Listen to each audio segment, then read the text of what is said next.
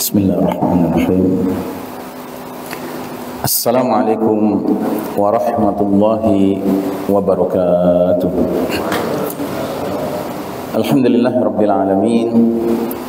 Wassalatu wassalamu ala asyrafil anbiya'i wal mursalin sayyidina Muhammadin wa ala alihi wa ashabihi ajma'in.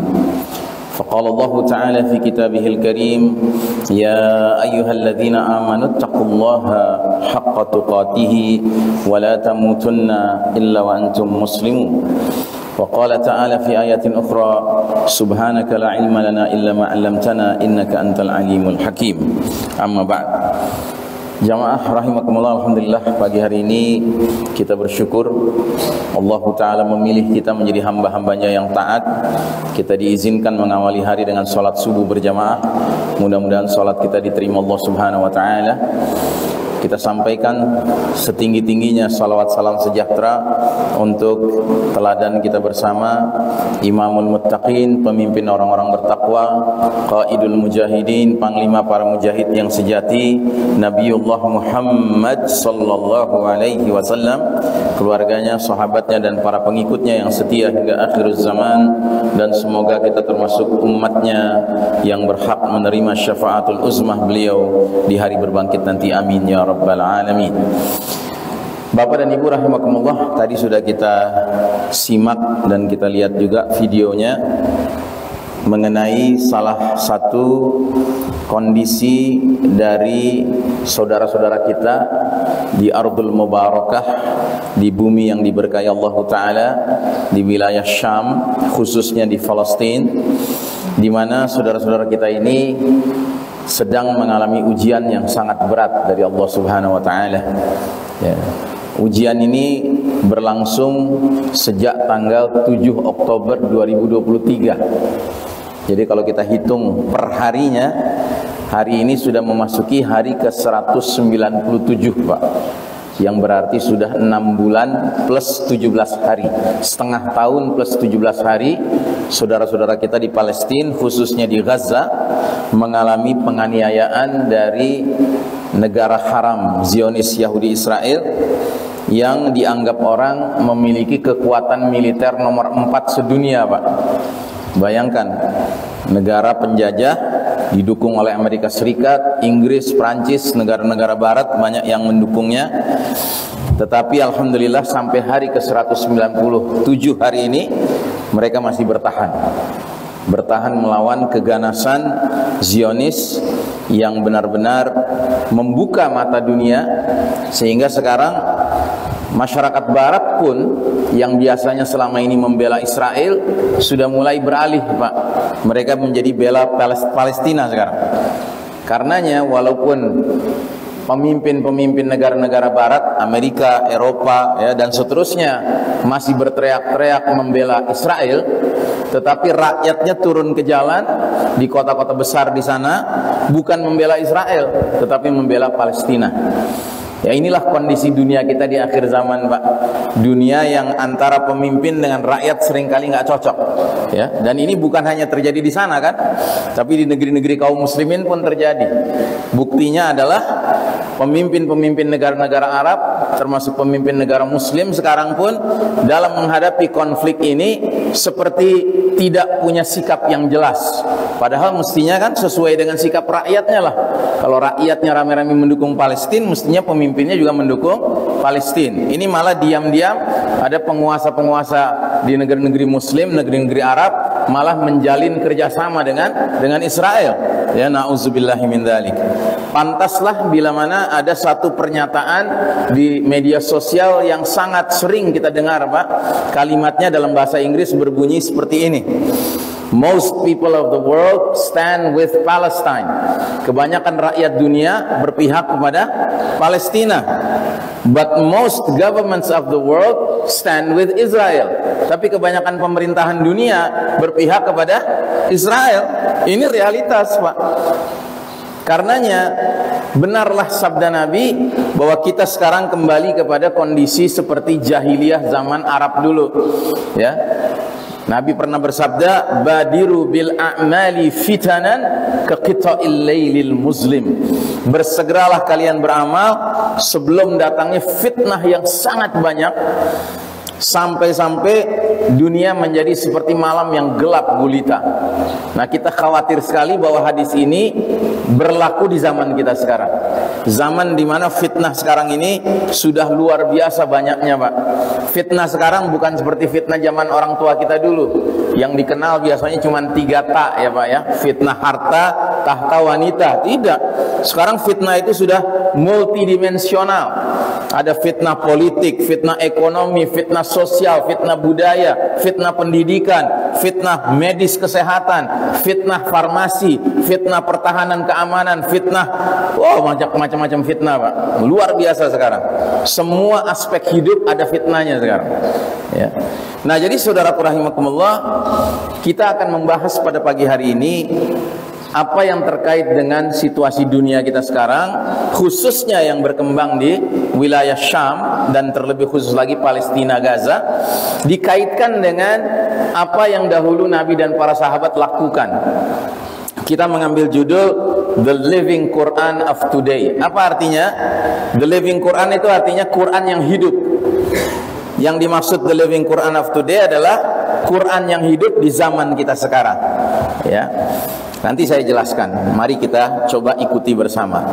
Pertama, ada sebuah ayat yang turun di kota Mekah di zaman Nabi, yaitu surah Ibrahim ayat pertama. Dan kita harus ingat, perjuangan Nabi berlangsung 23 tahun ya, Pak. Nabi diangkat jadi Nabi usia 40, wafat usia 63, berarti kan 23 tahun. Nah, 23 tahun Nabi berjuang itu tidak mulus perjuangannya, tidak mudah ya. Terbagi dua, Pak. Ada perjuangan Nabi waktu masih di Mekah, dan ada perjuangan Nabi setelah hijrah ke Madinah, ya kan? Ini kalau para ahli sirah, ahli perjuangan sejarah perjuangan Nabi itu mengatakan ada fatrah Makkiyah dan ada fatrah Madaniyah. Ada periode berjuang di Mekah dan ada periode berjuang di Madinah. Apa bedanya? Nabi dan para sahabat sewaktu berjuang di Mekah itu kondisinya lemah. Kenapa lemah? Karena yang berkuasa di Mekah adalah kaum musyrikin, ya kan? Sedangkan dakwah yang Nabi sampaikan namanya dakwah tauhid. Tauhid dengan syirik itu bertentangan, Pak. Sehingga penguasa-penguasa musyrikin Quraisy setiap kali mendengar Muhammad sallallahu alaihi wasallam dan para pengikutnya menyebarkan dakwah tauhid, maka mereka dihalang-halangi. Dan dihalang-halanginya bukan sekedar diusir begitu, tidak, Pak. Tapi dijuluki tukang sihir, dijuluki orang gila, bahkan disiksa di terik matahari seperti Bilal disiksa, Ammar bin Yasir disiksa. Kita tahu itu semua, Pak, kisah-kisah itu. Ini semua terjadi di Mekah. Sebaliknya setelah hijrah ke Madinah, Allah Ta'ala menghadirkan di kota Madinah sekumpulan rakyat Madinah yang mau memeluk agama Islam, yang kemudian dikenal sebagai kaum Ansar. Ansar itu kaum penolong, ya. Kemudian datanglah kaum muslimin dari Mekah, mereka dijuluki kaum muhajirin, orang-orang yang hijrah, ya, karena perintah Allah di Mekah ini sudah nggak bisa lagi meneruskan dakwah, maka Allah perintahkan hijrahlah, tinggalkan wilayah itu menuju ke tempat yang sudah Allah persiapkan, ada sekumpulan manusia yang akan menyambut mereka. Maka akhirnya di Madinah muhajirin berjumpa dengan Ansar, akhirnya kota Madinah menjadi kota orang-orang beriman, mayoritas, ya. Tidak semuanya 100%, Pak. Di Madinah tetap masih ada orang Yahudinya, ada orang Kristennya, ada orang musyrikinnya, tetapi mayoritas penduduk Madinah adalah kaum beriman. Karenanya kondisi dakwah Nabi di Madinah tentu jauh berbeda dengan kondisi dakwahnya di Mekah. Kalau di Mekah Nabi dan para sahabat dalam kondisi tertindas, minoritas, teraniaya, ya, dizolimi dan seterusnya. Sementara di Madinah Nabi dan para sahabat kondisinya leluasa.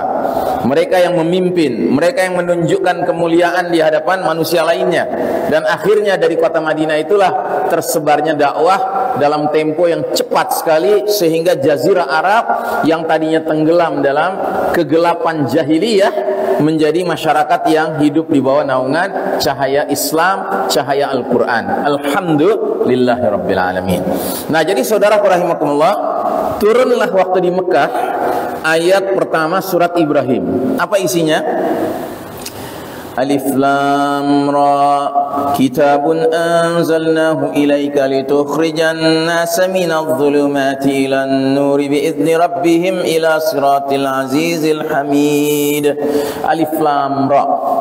Al-Quran ini adalah kitab yang kami turunkan kepada engkau Muhammad sallallahu alaihi wasallam, supaya engkau mengeluarkan manusia dari zulumat, dari kegelapan, menuju an-nur, cahaya yang terang benderang, dengan izin Rabb mereka Allah Ta'ala, menuju jalan Allah yang maha perkasa lagi maha terpuji.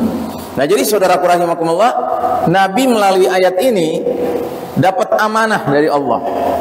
Apa amanahnya? Hai Muhammad, rubahlah masyarakatmu yang dalam gelap gulita menjadi dalam cahaya terang benderang. Bagaimana caranya?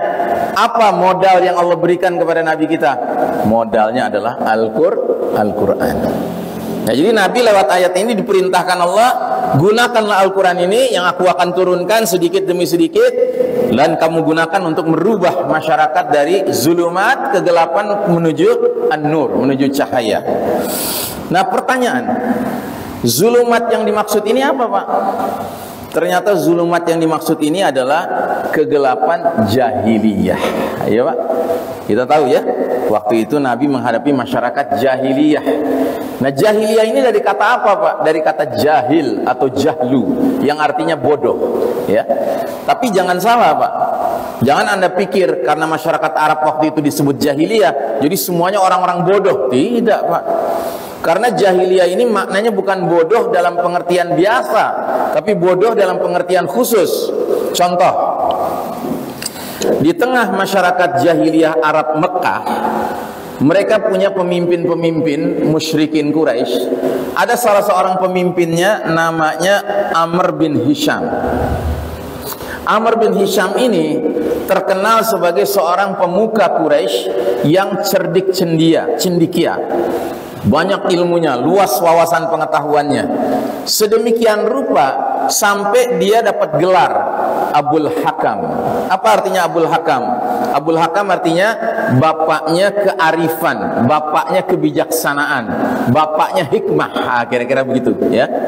Tapi begitu Nabi Muhammad SAW dipilih Allah menjadi nabi, menyampaikan dakwah tauhid, menyampaikan dakwah Al-Quran, ternyata Abul Hakam ini termasuk orang pertama yang menentang dengan keras dakwah Nabi Muhammad sallallahu alaihi wasallam. Berarti dia kan bukan orang bodoh, Pak. Dia orang banyak ilmunya. Tapi kenapa kok dia menentang dakwah Nabi kita? Nabi tidak putus asa, Nabi terus menyampaikan dakwah, tapi dia terus menentang.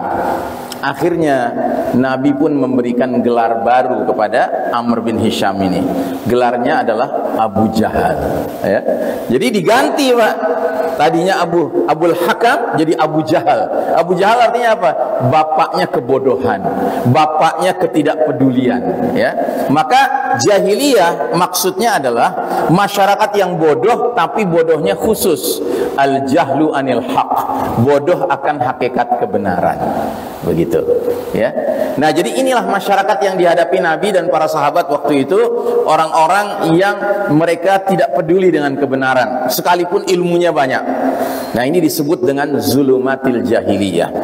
Lalu kalau kita belajar sejarah, berhasilkah Nabi dan para sahabat mengubah masyarakatnya dari jahiliyah menuju Islam? Berhasil tidak Pak? Berhasil ya. Masya Allah. Dan keberhasilannya ini ya, Nabi Muhammad SAW bersama para sahabat radhiyallahu anhum ajmain dengan izin Allah mengubah masyarakat Arab dari kegelapan jahiliyah menuju cahaya Islam dalam tempo yang relatif singkat Pak, 23 tahun. Masya Allah ya. Singkat sekali kan, nggak sampai seperempat abad Pak. Berubah total. Masyarakat Arab itu menjadi masyarakat yang hidup dalam naungan cahaya Islam, cahaya Quran. Nah, pertanyaan besarnya, apa rahasianya? Kok bisa Nabi dan para sahabat mengubah situasi itu begitu cepatnya? Nah, salah satu rahasianya dijelaskan dalam sebuah hadis berikut ini. Jadi suatu ketika istri Rasul yang bernama Bunda Aisyah radhiyallahu anha, beliau ini adalah istri Nabi yang paling muda, yang paling cerdas, ya. Pernah didatangi seorang sahabat yang bertanya kepada beliau, bagaimanakah akhlak Rasulullah sallallahu alaihi wasallam? Maka dijawab oleh Bunda Aisyah dengan pertanyaan sebagai balasannya. Bukan dijawab, tapi ditanya lagi. Pertanyaannya apa? Alasta taqra'ul Qur'an? Tidakkah kamu membaca Al-Quran? Lalu kata Bunda Aisyah, fa inna khuluqa Rasulillah sallallahu alaihi wasallam kana Al-Quran. Sesungguhnya akhlak Rasulullah sallallahu alaihi wasallam itu adalah Al-Quran. Masya Allah. Jadi Anda mau tahu akhlak Rasul, pelajari Al-Quran. Anda mau tahu isi Al-Quran, pelajari akhlak Rasul. Keduanya itu menyatu, Pak. Nggak ada pemisahan. Makanya wajar kalau Nabi kita mendapat gelar Al-Qur'anu yamshi alal ard. Al-Quran yang berjalan di muka bumi, Pak. Jadi ibaratnya Nabi kita sudah menjadi duta Al-Quran. Perasaan-perasaannya, pikiran-pikirannya, tutur katanya, perilakunya, semuanya sudah Al-Quran, Pak. Dan para sahabat yang merupakan murid-murid langsung Nabi Muhammad sallallahu alaihi wasallam, mereka ini digelari Al-Qur'anu yamshuna 'alal ard. Quran-Quran yang berjalan di muka bumi. Sehingga siapapun orang kafir yang ketemu dengan seorang sahabat, apalagi dengan Nabi, ketemu sebentar saja, asalkan si kafir ini masih mau menggunakan akal sehatnya dan mau menyalakan hati nuraninya, biasanya dia langsung segera kena setrum Al-Quran yang dibawa oleh Nabi dan para sahabat. Sisanya terserah si kafir ini mau mengucapkan 2 kalimat syahadat atau tidak. Sisanya terserah Allah mau kasih hidayah atau tidak. Tapi intinya biasanya siapapun ketemu dengan Nabi dan para sahabat di zaman itu, karena mereka adalah duta-duta Al-Quran, ibaratnya langsung kena strum isi Al-Quran itu kepada mereka, Pak. Ini rahasianya, ya. Nah, karenanya ada satu ayat dalam surat Al-Baqarah di mana Allah menggunakan istilah sibghah. Allah berfirman, sibghatallah wa man ahsanu minallahi sibghah wa nahnu lahu abidun. Celupan Allah, sibghah itu celupan, Mbak. Celupan Allah. Dan siapakah yang lebih baik celupannya selain daripada Allah? Dan hanya kepada Allah lah kami menghamba, kami menyembah, kami beribadah. Jadi saudaraku rahimakumullah, Nabi dan para sahabat memperlakukan Al-Quran sebagai sibghah, sebagai celupan, Pak. Ya. Tahu celupan, ya? Kalau kita punya botol tinta biru, ya, kita letakkan di meja, lalu kita ambil kapur putih, Pak. Lalu kita celupkan ke dalam botol tinta biru itu, celup, lalu kita keluarkan. Menjadi apa kapur itu? Menjadi apa? Berubah warnanya, ya, menjadi biru sebagaimana warna tinta itu, kan. Tapi karena kita celupkannya sebentar, celup, kita keluarkan, kita patahkan kapur itu, bagian dalamnya masih putih, Pak. Lain halnya kalau kita celupkan, kita tinggalkan semalaman, paginya kita keluarkan. Apa yang terjadi? Dia akan menjadi biru luar dalam. Kita patahkan, bagian dalamnya pun menjadi biru. Nah, begitulah Nabi dan para sahabat memperlakukan kitabullah Al-Quranul Karim. Mereka mencemplungkan diri mereka ke dalam Al-Quran. Mereka berenang-renang dan mereka tidak pernah mau keluar dari kolam renangnya. Mereka di dalam terus, sehingga lama-kelamaan tampilan diri mereka luarnya Quran, dalamnya pun Quran. Pikirannya, perasaannya, ucapannya, semuanya Al-Quran. Masya Allah Ta'ala. Ini rupanya rahasianya, Pak. Nah, sekarang kalau kita mau jujur, kita lihat negeri kita lah, Indonesia ini. Indonesia ini kan alhamdulillah mayoritas muslim, ya, Pak. Dan alhamdulillah di negeri kita keakraban umat Islam dengan Al-Quran makin tahun makin baik, alhamdulillah. Termasuk Anda bisa buktikan sendiri kan, kalau datang bulan Ramadan, di masjid manapun, pagi, siang, sore, malam kita masuk, mesti ada orang sedang tilawah Al-Quran, ya nggak Pak? Alhamdulillah, itulah masyarakat kita, masyarakat yang sudah akrab dengan Al-Quran. Sehingga bermunculanlah beberapa tahun belakangan ini pondok-pondok tahsin Al-Quran. Tahu tahsin Al-Quran? Pondok yang mengajarkan bagaimana caranya membaca tilawah Al-Quran dengan baik dan benar. Sehingga kita makin lama makin sering dengar orang kalau mimpin sholat, tilawahnya enak didengar karena baik bacaannya, benar bacaannya. Ya, kalau dulu banyak orang berantakan bacaannya, kita dengar mimpin sholat kita pun agak pusing-pusing, tapi mau protes nggak enak. Ya namanya imam, ya kan? Tapi sekarang makin banyak imam-imam yang bacaannya enak didengar.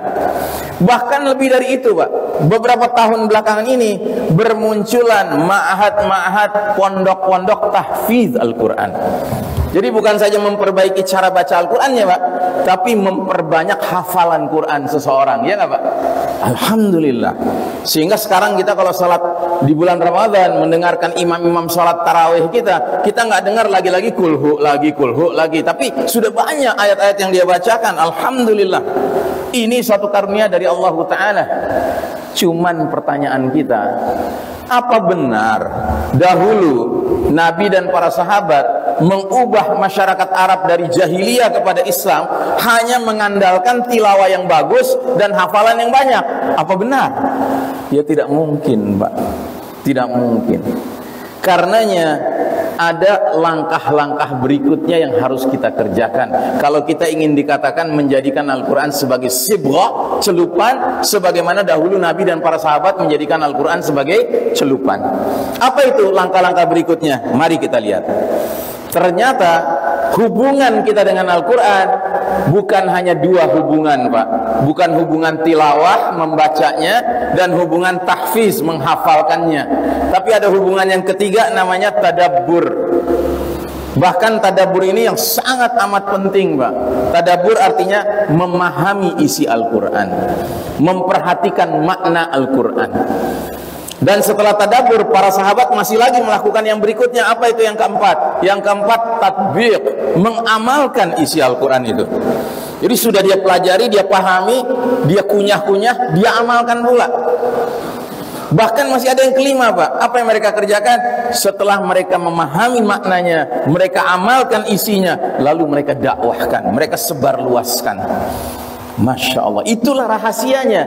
Kenapa dalam tempo hanya 23 tahun berubah Pak masyarakat jahiliyah Arab menjadi masyarakat Islam. Allahu Akbar. Nah, cuman kuncinya di mana Pak? Kuncinya di nomor 3 Pak. Tadabbur, memahami isi Al-Quran. Anda boleh cari di dalam Al-Quran, adakah Allah mengancam orang yang tidak tilawah Al-Quran? Enggak ada ancamannya Pak kalau nggak tilawah. Adakah ancaman kalau Anda nggak hafal Al-Quran? Nggak ada ancamannya Pak. Nggak ada ayat Allah mengancam kamu nggak hafal Al-Quran. Tapi coba-coba cari ayat ancaman nggak tadabbur Al-Quran, nggak berusaha memahami isi Al-Quran. Ada ayatnya Pak. Ini dia ayatnya. Allah berfirman dalam surat Muhammad ayat 24, afala yatadabbaruna al-Qur'ana am ala qulubin aqfaluha. Apakah mereka tidak mau memperhatikan isi tadabbur Al-Quran, ataukah hati mereka sudah terkunci? Jadi pilihannya cuma dua Pak. Atau kita mau memperhatikan makna isi Al-Quran, memahami isinya, atau kalau itu kita tidak pedulikan, sekalipun kita peduli tilawah, kita peduli menghafalkannya, hati seseorang bisa terkunci Pak. Makanya maaf beribu maaf, kadang-kadang ada ditemukan di tengah masyarakat orang tilawahnya bagus Pak, hafalan Al-Qurannya banyak Pak, tapi dikasih nasihat menolak dia. Kenapa itu? Karena orang ini menyangka hubungannya dengan Al-Quran cukup tilawah, cukup menghafal. Dia nggak pernah peduli dengan memahami makna isi Al-Quran. Na'udzubillahi min dzalik. Nah, maka saya mengajak Bapak dan Ibu, mari kita mulai melangkah kepada langkah yang berikutnya Pak. Jangan kita puas hanya sudah mengkhatamkan tilawah Al-Quran, sudah punya banyak hafalan Al-Quran. Mari kita masuk ke langkah berikutnya, kita tadabbur Al-Quran Pak.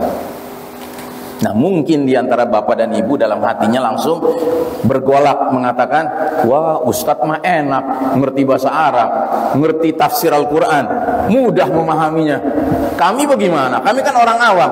Maaf, alasan apapun tidak bisa diterima, Pak. Kenapa? Karena dibantah. Dan yang membantah bukan saya, yang membantah langsung Allah Ta'ala. Catat surat Al-Qamar. Di dalam satu surat Al-Qamar 4 kali ada 4 ayat Allah ulang-ulang terus. Ayat 17, ayat 22, ayat 32, ayat 40. Apa kata Allah?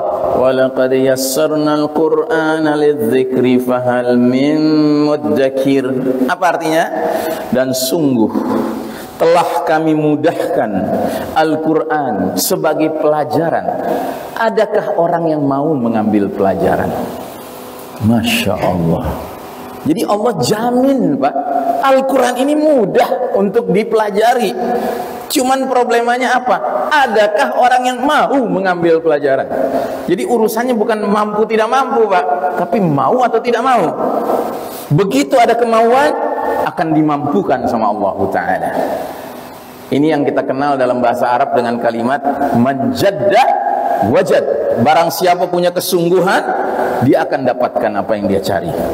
Jadi bapak dan ibu jangan terus-terusan berlindung di balik kata-kata, Ustadz saya ini kan orang awam. Ya Allah, 5 tahun berikutnya ketemu si Ustadz yang sama, bertanya dengan kalimat begitu lagi, Ustadz saya kan orang awam. Kapan mau pensiun jadi orang awam? Gitu. Kita semua muslim ini wajib pensiun jadi orang awam, Pak. Makanya ada hadis berbunyi, talabul ilm faridatun ala kulli muslim. Menuntut ilmu adalah wajib bagi setiap orang beriman. Dan ilmu yang paling penting dari mana, Pak? Dari Allah Ta'ala. Al-ilmu an kalamillah. Ilmu tentang ucapan-ucapan Allah Subhanahu Wa Ta'ala. Itu paling penting, Pak. Nggak ada yang lebih penting daripada mendalami Al-Quranul Karim. Dia sumber ilmu, makanya disebut oleh Allah sebagai sarana memindahkan kita manusia dari gelap gulita menuju cahaya. Karena al-ilmu nurun, ilmu itu cahaya, Pak. Kebodohan adalah kegelapan. Dan lagi-lagi pengertian kebodohan di sini kebodohan yang khusus ya, Pak ya. Kebodohan akan hakikat kebenaran. Nah, jadi Bapak dan Ibu rahimakumullah, muslim yang rajin tadabbur, berusaha memahami, memperhatikan makna Al-Quran, bukan hanya tilawah membacanya dan atau tahfiz menghafalkannya, akan memiliki hati yang terbuka, yang akibatnya karena hatinya terbuka, dia mudah menerima Al-Furqan yang datang dari Allah Subhanahu wa Ta'ala. Apa artinya Al-Furqan, Pak? Pembeda. Pembeda antara apa? Antara al-haq dengan al-batil, ya. Dan Al-Quran itu salah satu namanya adalah Al-Furqan. Kitab ini isinya daftar mana-mana yang hak, mana-mana yang batil. Kan ironis, Pak, kalau ada orang rajin tilawah Quran, punya banyak hafalan, tapi dia di dalam melihat situasi kondisi, kadang-kadang dia lihat yang hak, dia tolak, kadang-kadang dia lihat yang batil, dia bela. Itu kenapa? Karena dia dengan Qurannya tidak nyambung, Pak. Belum sampai Al-Furqan yang ada dalam Al-Quran itu masuk ke hatinya, membentuk cara berpikirnya. Itu masalahnya. Nah, jadi saudaraku rahimakumullah, saya mengajak kita semua, mari kita mengakhiri sebuah candaan, sebuah gurauan yang terkenal tentang orang Indonesia di Tanah Suci, Pak. Anda pernah tahu ada gurauan tentang orang Indonesia di Tanah Suci, Pak? Di Mekah dan Madinah, di Masjidil Haram, Masjid Nabawi. Terkenal sekali, Pak. Kalau belum tahu saya ceritakan. Orang Indonesia itu, Pak, kalau di Mekah Masjidil Haram, di Madinah Masjid Nabawi, itu terkenal sekali rajin tilawah, Pak. Terutama kapan? Begitu azan berkumandang, orang Indonesia langsung cari spot tempat yang paling enak untuk siap-siap sholat. Kan kalau sudah azan berarti bentar lagi akan sholat, kan? Nah, cuman kalau di Masjid Nabawi dan Masjidil Haram, antara azan dan qomat itu cukup jauh jaraknya. Nah, itu orang Indonesia biasanya sambil menunggu qomat ngapain? Tilawah, Pak. Kita terkenal orang yang rajin tilawah, Pak, orang Indonesia ini. Nah, maka seringkali dia sedang tilawah, sedemikian bagusnya tilawahnya, dan memang orang Indonesia banyak yang bagus tilawahnya, Pak. Nanti tanpa dia sadari ada orang Arab duduk di samping dia khusus untuk menikmati tilawah orang Indonesia. Yang dia sendiri begitu ngelihat, ini orang Cina atau orang mana, ini hebat kali tilawahnya. Karena wajah kita kan bagi orang Arab kan kayak wajah Cina, Pak. Nanti dia duduk, dia simak tilawah kita sampai dia terharu. Dia menangis, Pak, dengar tilawah kita. Nanti selesai kita tilawah, kita tutup karena sebentar lagi qomat. Terus dia tanya, dari mana? Dari Indonesia. Masya Allah, tilawah kamu luar biasa. Saya terharu mendengarnya. Saya sampai menangis mendengar kamu tilawah. Kamu mengerti yang kamu baca? Enggak mengerti. Nangis lagi dia, Pak. Tapi nangis dia yang kedua sebabnya berbeda dengan nangis dia yang pertama. Tangisan dia yang pertama terharu. Tangisan dia yang kedua apa? Prihatin. Aduh, kasihan kamu. Tilawahnya begitu bagus tapi nggak ngerti apa isinya. Ya. Nah, mau kita ini terus berkembang, Pak, gurauan ini? Tentu kita tidak mau, Pak. Karenanya saya mengajak kita semua, mari kita tadabbur Al-Quran, Pak. Jangan biarkan Al-Quran itu sebagai lantunan yang dinikmati orang lain, ya termasuk diri kita, tapi sayang kita nggak paham maknanya. Ya. Dan ketahuilah, hari ini banyak orang di Barat, Pak, itu sebab masuk Islamnya rata-rata karena apa? Karena membaca Al-Quran. Dan membaca itu bukan tilawah, karena mereka nggak ngerti huruf Arab, Pak. Mereka baca terjemahannya.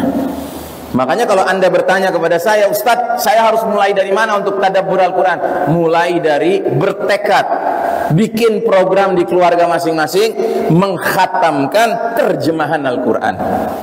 Kan kita sudah biasa, Pak, mengkhatamkan tilawah Al-Quran sudah biasa, kan?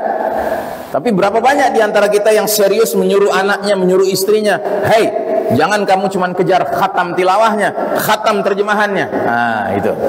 Ya, kenapa? Karena ini bahasa kita, kan, terjemahan kan bahasa kita.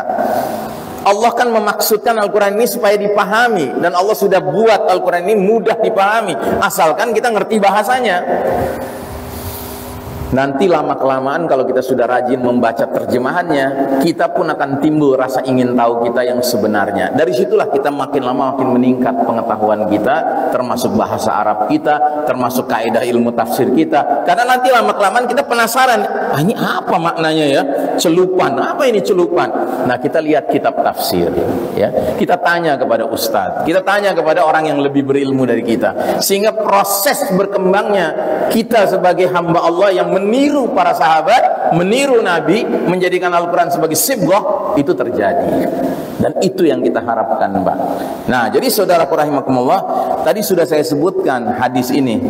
Nabi mengatakan 15 abad yang lalu, segeralah kalian beramal sebelum datangnya banyak fitnah seperti malam yang gelap gulita. Nabi sedang berbicara tentang nubuwah, tentang prediksi kenabian bahwa di akhir zaman akan muncul keadaan di mana fitnah itu begitu merebak, begitu masif, sampai-sampai dunia menjadi gelap gulita seperti malam yang gelap gulita. Artinya apa? Artinya Nabi mengatakan, kalau dulu Nabi menghadapi bersama para sahabat orang-orang Arab yang tenggelam dalam kegelapan jahiliyah, rupanya akan datang lagi zaman itu, Pak. Dan cilakanya tampaknya hadis ini mengacu ke zaman kita sekarang, Pak. Ya, Anda tahu kita umat Islam sekarang ini sedang menjalani babak paling kelam dalam sejarah umat Islam. Belum pernah ada babak lebih kelam dari babak kita sekarang, Pak. Kata orang Barat, we are living in the darkest chapter of the Islamic history. Kita saat ini sedang menjalani babak paling kelam dalam sejarah umat Islam. Kenapa? Karena di babak kita sekarang ini, Allah Ta'ala menguji kita umat Islam dengan posisi kalah, Pak.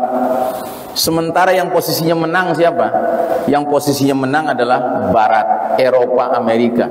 Yang tidak lain adalah masyarakat Yahudi, Nasrani, Pak. Khususnya Yahudi.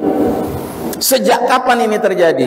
Hal ini terjadi sejak tahun 1342 Hijriah atau 1924 Masehi. Persis 100 tahun yang lalu, Pak. Apa yang terjadi 100 tahun yang lalu? 100 tahun yang lalu Allah Ta'ala memutuskan, mengeluarkan takdirnya bahwa umat Islam yang memimpin dunia selama 1342 tahun, kata Allah, turun kalian dari pemimpin dunia. Sekarang aku mau ngangkat yang lain. Yang diangkat sama Allah siapa? Barat, Eropa, Amerika, Yahudi mimpin dunia sejak 100 tahun yang lalu. Boleh Allah melakukan itu? Boleh Allah melakukan itu? Berani-berani bilang nggak boleh. Jelas boleh. Allah Maha Kuasa. Dan Allah sudah terangkan dalam Al-Quran, ada ayatnya. Qulillahumma malikal mulki tu'til mulka man tasha' wa tanzi'ul mulka mimman tasha'. Katakanlah, wahai Allah, pemilik segenap kerajaan, kau beri kerajaan siapa yang kau kehendaki, kau cabut kerajaan dari siapa yang kau kehendaki. Jadi sejak Nabi dahulu memimpin di Madinah, merubah jazirah Arab dari jahiliyah kepada Islam, sejak saat itu sampai ke pemimpin-pemimpin Islam berikutnya, itu Islam bercahaya, Pak. Dunia bercahaya karena umat Islam yang memimpin dunia ini, Pak. 1342 tahun. Jadi jangan pernah bilang umat Islam nggak punya pengalaman jadi pemimpin. Oh, punya, Pak, kita. Dan pengalaman kita bukan setahun, 2 tahun, 10 tahun, 20 tahun, 100 tahun, 200 tahun. Tidak, Pak. Ribuan tahun kita memimpin dunia ini, Pak. Mungkin pertanyaannya, terus kenapa Ustadz Allah kok cabut kepemimpinan kita? Ya itu hak Allah, terserah Allah. Yang pasti tugas kita bukan lantaran Allah milih Yahudi jadi pemimpin dunia sekarang, lalu kita rame-rame jadikan Yahudi sebagai pemimpin. Itu salah. Allah menguji kita. Ketika kalian sedang berjaya umat Islam, bagaimana sikap kalian?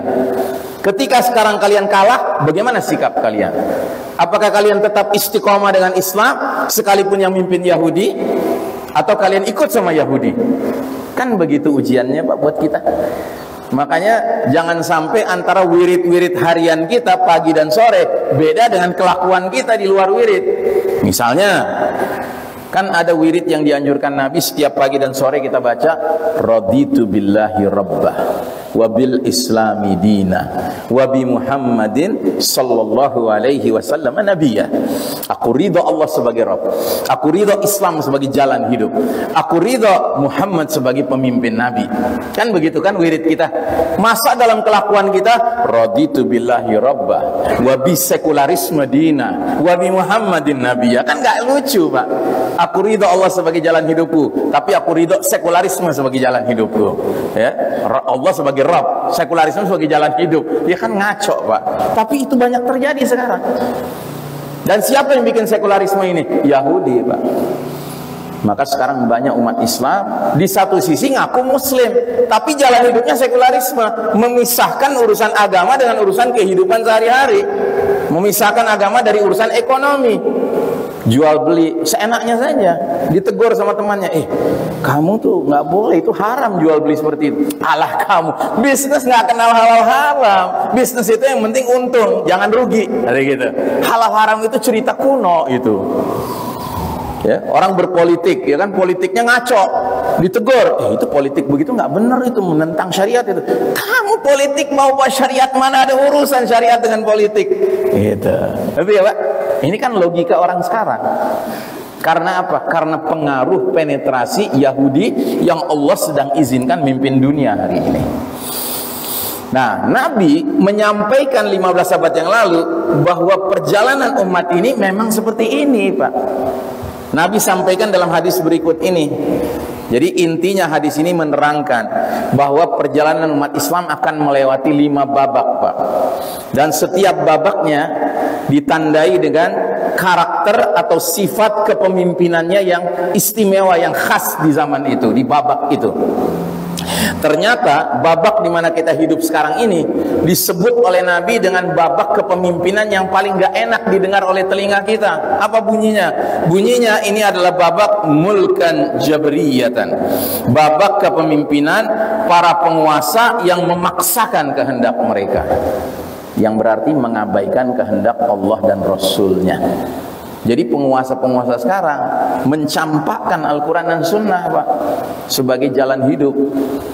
Mereka menerima jalan hidup yang ditawarkan Yahudi. Apa yang ditawarkan Yahudi? Sekularisme, liberalisme, pluralisme, nasionalisme, demokrasi. Itu semua kan Yahudi yang punya, Pak.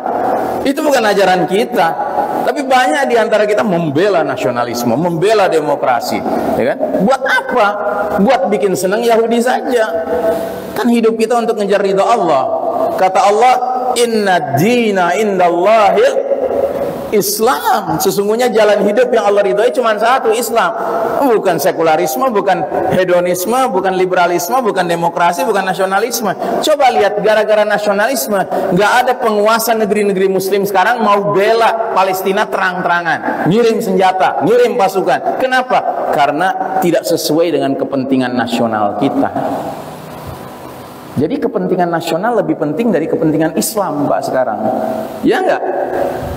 Ya, kita dikotak-kotakkan oleh batas-batas negara ini.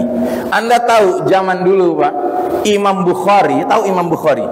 Imam Bukhari itu berasal dari Bukhara. Bukhara itu daerah di Asia Tengah, Pak. Sekarang masuk wilayah Rusia. Itu Imam Bukhari kalau mau ngecek satu hadis sahih atau tidak, dia telusuri sanadnya, mata rantai pembawa beritanya. Dia jalan dari Bukhara menuju ke Suriah, menuju ke Lebanon, menuju ke Jordania, menuju ke Palestina, ke Mesir, ke Hijaz, ya, ke Mekah, Madinah. Itu nggak ada bawa paspor, Pak. Nggak ada bawa paspor. Paspornya cukup 2 kalimat syahadat. Tapi kita sekarang kan repot, Pak. Mau pergi ke negeri kita sendiri, yaitu Mekah, Madinah, itu kan negeri kita, Pak. Mekah, Madinah bukan negeri orang, itu negeri kita, negeri kaum muslimin. Masa kita harus bayar visa, kita harus pakai paspor, yang harus diperiksa, kan aneh. Gitu. Tapi ya itulah zaman dimana para pemimpinnya, penguasanya memaksakan kehendak mereka. Ini zaman paling kelam, Pak. Tapi jangan khawatir. Nabi mengatakan setelah babak keempat ini kita akan masuk ke babak terakhir nanti, babak kelima. Yang kata Nabi, babak kelima itu kembali Islam dan umat Islam akan berjaya, Pak.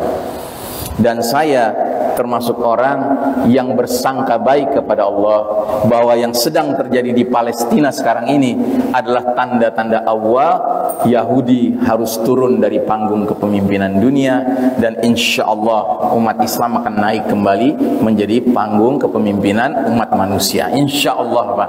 Ya, karena apa? Karena dari 2 miliar muslim di dunia sekarang ini, Pak, kan muslim di dunia sekarang udah 2 miliar, Pak. Anda tahu 2 miliar itu berapa? 2.000 juta, Pak. 2.000 juta manusia mengucapkan 2 kalimat syahadat di muka bumi sekarang, Pak. Kok kita bisa sudah 100 tahun dalam gelap gulita jahiliyah modern, nggak keluar-keluar dari kegelapan ini? Dulu Nabi dan para sahabat berapa tahun, Pak? 23 tahun. Nggak sampai 1/4 abad.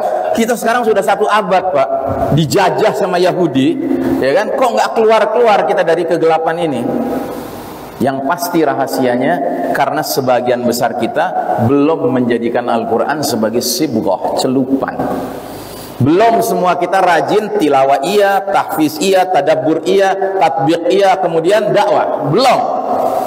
Tapi percayalah, Pak, rupanya lewat apa yang terjadi sejak 7 Oktober 2023, peristiwa yang disebut Ma'rakah Tufanul Aqsa, perang badai Al-Aqsa di Palestina, khususnya di Gaza, Allah ingin ngasih tahu sama kita umat Islam sedunia ini, dari 2 miliar ada segelintir yang tampaknya sudah lebih awal menjadikan Al-Quran sebagai sibghah, mengikuti, meniru Nabi dan para sahabat. Dan jumlah mereka nggak banyak, Pak. Jumlah mereka kira-kira 2,2 juta saja dari 2.000 juta penduduk muslim dunia. Siapa mereka? Warga Gaza. Jadi warga Gaza ini harapan kita, Pak, sekarang ini, untuk membawa kita keluar dari jahiliyah modern menuju cahaya, ya, Islam di masa depan, ya. Jadi warga Gaza berpegang erat kepada kalamullah Al-Quran, Pak. Itulah rahasianya kok sudah 197 hari Israel membombardir, mengancam, membunuh, membuat lapar, kehausan, kekurangan air, tapi mereka tetap, kalau ditanya, hasbunallah wa ni'mal wakil. Dan ini kalau yang ditanya bukan hanya orang dewasa saja, Pak, semua, sampai anak kecilnya.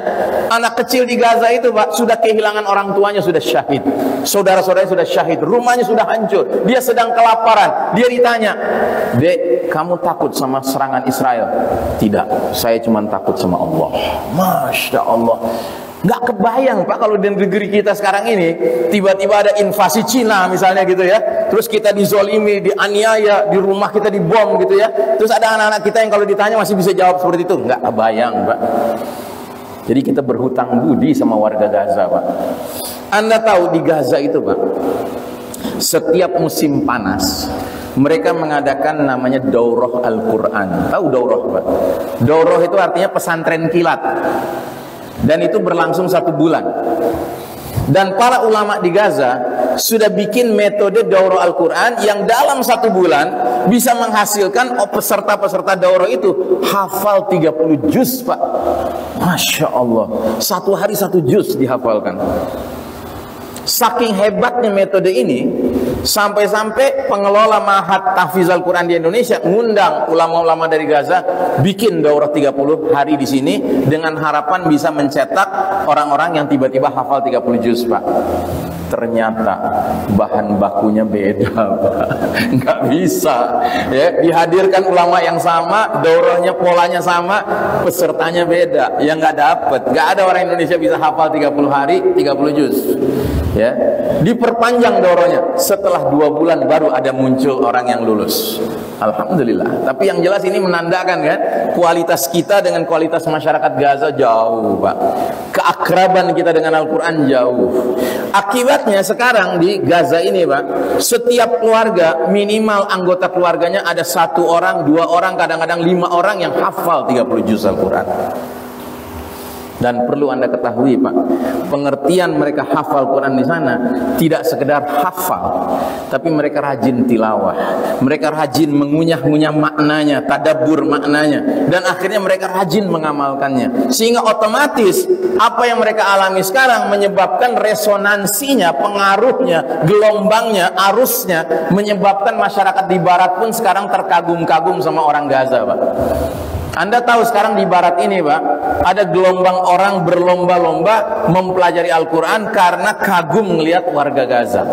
Mereka terheran-heran, kok ada ya suatu kaum yang sudah dibombardir oleh Zionis Israel, rumahnya hancur, keluarganya pada mati, tapi mereka tetap saja tegar. Tetap saja mereka kalau ditanya, hasbunallah wa ni'mal wakil. Mungkin Bapak Ibu pernah lihat sebuah video, ada bapak-bapak kira-kira 50 tahun orang Gaza, berdiri di atas rumahnya yang sudah rata dengan tanah karena dibom. Lalu dia cerita, istri saya sudah syahid, anak-anak saya syahid, orang tua saya syahid, keluarga saya syahid semua. Jadi Bapak punya apa sekarang? Saya punya Allah, katanya. Masya Allah, ya, luar biasa, Pak.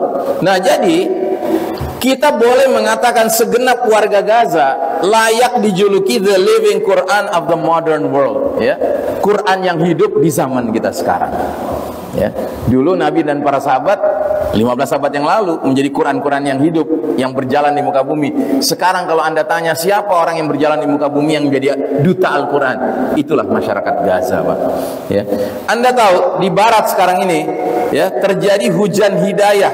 Sebagian masyarakat Barat, ya, orang-orang non-Muslim Barat sekarang belajar Al-Quran karena kagum melihat kelakuan warga Gaza.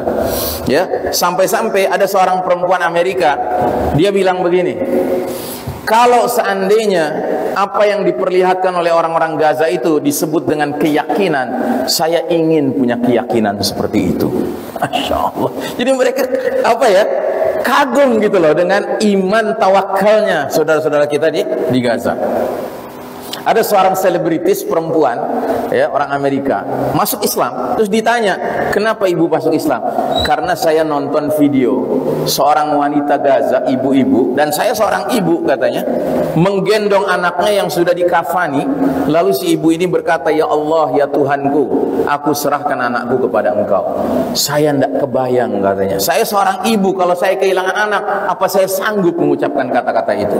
Akhirnya itu membuat saya penasaran, ingin tahu apa rahasianya. Ternyata rahasianya karena mereka rajin, akrab membaca kalam Allah, membaca Al-Quran. Anda tahu, Pak, sekarang pemimpin organisasi Islam di Eropa, ya, itu bilang dulu orang-orang Eropa sehari masuk Islam kira-kira 40 orang. Alhamdulillah. Tapi semenjak kasus Gaza, jumlah orang Eropa per hari masuk Islam, Pak, 800 orang, 20 kali lipat, Pak. Karena apa? Karena mereka heran, kok bisa ya ada satu kaum sudah dianiaya sedemikian rupa, nggak pernah mencela siapapun, yang mereka lakukan tetap memuji Allah Subhanahu wa taala. Nah, begitu juga dengan kita sekarang menyadari bahwa Tufanul Aqsa ini, perang Badai Al-Aqsa ini, tampaknya benar-benar merupakan representasi perwakilan antara ahlul haq melawan representasi perwakilan ahlul batil, sesuai ayat Allah surat Al-Anfal ayat 41. Apa kata Allah? Yaumal furqan, yaumal taqal jaman, hari furqan, hari pemisahan antara yang hak dengan yang batil adalah hari di mana dua pasukan bertemu. Pasukan beriman yang imannya sejati berhadap-hadapan dengan pasukan kafir yang kafirnya sejati. Dan sekarang dunia makin sadar, mau belajar tentang makna kehidupan yang terhormat, kematian yang terhormat, tentang makna sabar, makna istiqomah, tentang makna tegar, belajarlah semua orang Palestina. Tapi mau belajar tentang bagaimana bisa berlaku curang, culas, dusta, suka menganiaya manusia, termasuk anak kecil, kaum wanita, dengan cara tanpa perasaan, belajarlah sama Israel. Dunia makin sadar sekarang, Pak. Nah, karenanya saudaraku rahimakumullah, kita berhutang budi sama saudara-saudara kita di Gaza, Pak. Mereka bukan saja sekarang ini sedang melawan musuh kita langsung nomor satu, yaitu Yahudi, laknatullah alaihim, tapi bahkan mereka mencontohkan kepada dunia, inilah gambaran muslim, mukmin, muttaqin yang sejati di era penuh fitnah ini. Orang-orang yang sekalipun menghadapi ujian yang begitu berat dari Allah Ta'ala, tetap mereka berprinsip, ya, hasbunallahu wa ni'mal wakil, cukup Allah sebagai penolong kami, pelindung kami, ya. Inilah yang digambarkan Allah dalam surat Ali Imran 139, wala tahinu wala tahzanu wa antumul a'launa in kuntum mu'minin. Janganlah kalian merasa hina, janganlah kalian bersedih hati, padahal kalian orang-orang yang tertinggi derajatnya di sisi Allah, dengan syarat jika kalian benar-benar beriman. Saudaraku rahimakumullah, demikianlah kira-kira bahasan kita pagi hari ini. Mudah-mudahan kita terus-menerus dalam waktu-waktu kita yang sedang berdoa, masukkan saudara-saudara kita di Palestina dalam doa kita, Pak. Karena itu hal yang paling minim yang bisa kita kerjakan.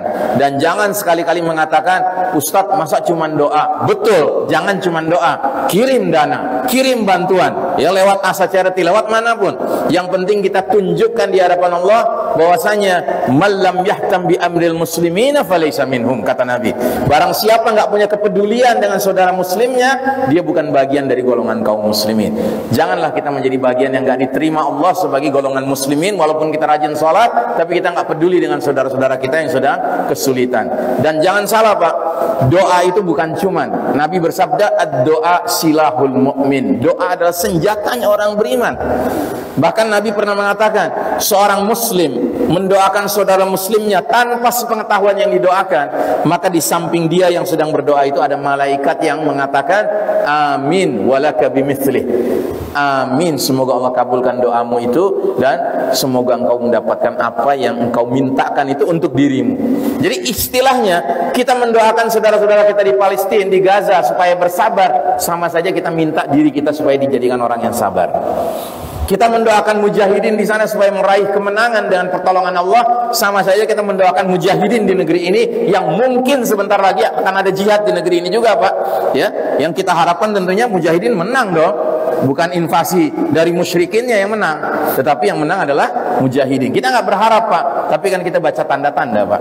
Ya, bisa jadi tanda-tanda itu menjadi kenyataan. Wallahu a'lam bishawab. Maka mulailah dengan cara mendoakan kemenangan bagi mujahidin di Palestina, di Gaza, sama saja mendoakan kemenangan bagi siapapun yang punya mentalitas jihad di negeri ini supaya meraih kemenangan pula.